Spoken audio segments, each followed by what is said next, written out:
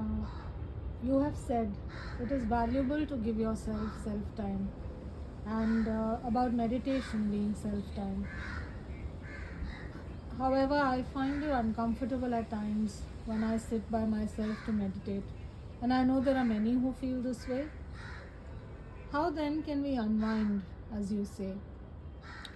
See, unwind in all senses means that your mind must get a break, your senses must get a break from the inputs that they are taking. People tend to watch TV, or people tend to read books, or people tend to do activities which stimulate them for some reason rather than really unwinding them. um, but the thing, there are things like you can do gardening. They're not stimulating, they're actually unwinding, because your mind is completely focused on the plant, on the mud, on the soil, and you're just putting it together, and you're passionate about it, so you do that. Anything that you do with passion calms you down. Anything, it could be an artwork, it could be even cooking at times, but it should not get you into a place where your mind is charged up, more charged than it should. It is a relaxing process. That is what I'm trying to say. Meditation is by far the best, because you are trying to move through your mind to the larger part of your mind. The larger part of your mind is actually your quieter mind. Many people can do it, many cannot. There are all kinds of routes that people tell you to use, including guided meditations. Some of them actually probably wind you up a little more, but because you believe that they're unwinding you, just that belief also makes you relax a bit. So, processes are many. Some may not give you a deeper relaxation, some will give you just superficial relaxation. It's like a mild soaking into calm, but it will help you. Now, when I'm saying what I'm saying, is I actually want you to get more. So, I'm suggesting deeper routes that take you deeper.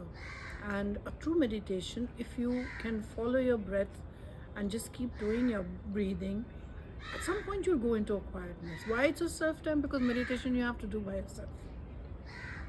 So you are sitting by yourself, you prepare your seat, you can have some, I mean, if you understood how to do it, you can follow. One is your breath, one is a mantra. There are a few techniques, but it is your self time, because you are doing it for yourself, by yourself, with yourself. So you are going from a part of you into a deeper part of you. And I think that is what I want you to do, really. So that is the self time that I'm talking about. Other than that, other than that, there are, like I said, passion. Singing is a passion. If you like an instrument, and if you want to, sing along with that instrument, and you're very passionate about it, it can be very nourishing. Playing an instrument is very nourishing. Like I said, gardening, cooking, painting, all these things are self time, because you are actually, even if you are in a group, if you are focused on your work, it is who you are, it is about you. Sitting with yourself is an issue, because if you're just sitting by yourself, and if you don't know how to move from one part of your mind to the other part, your thoughts are going to all come up. Because the first thing you do when you're quiet, and if you have never been quiet, then that part of your mind gets activated. It continues to show you, it's like a cupboard you've suddenly opened that you've never looked at. So everything just comes out, and you'll probably be surprised what all comes out of it, and you may not be able to handle it, because those are things that you have never expressed, and they have remained in your mind. I would call it a clutter. And if you don't know how to deal with that, then that will happen. And but supposing that happens, you can still cross it. You can say, I see you, but this is not who I am. And you can continue to deep breathe, and you will move then from that small mind to the larger mind. So there are ways and there are ways. You just have to do it the right way. And I have my meditations online in my YouTube account, And if you try those, you will find that they take you to the deeper part of your mind. They take you into the ocean of silence, and that is what I want you to do, because the only replenishing for anyone is when you move into the quiet of your mind, where there are absolutely no sounds, and each one has that within themselves. The point is to get there.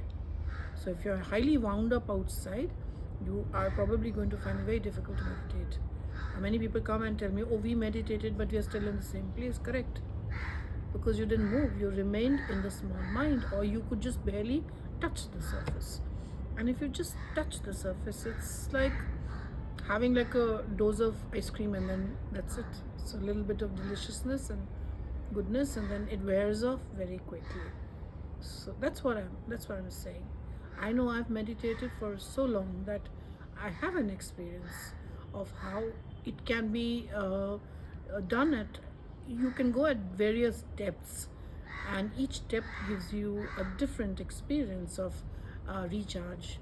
So only when you go to the extreme depth of silence is where you really get refreshed and replenished.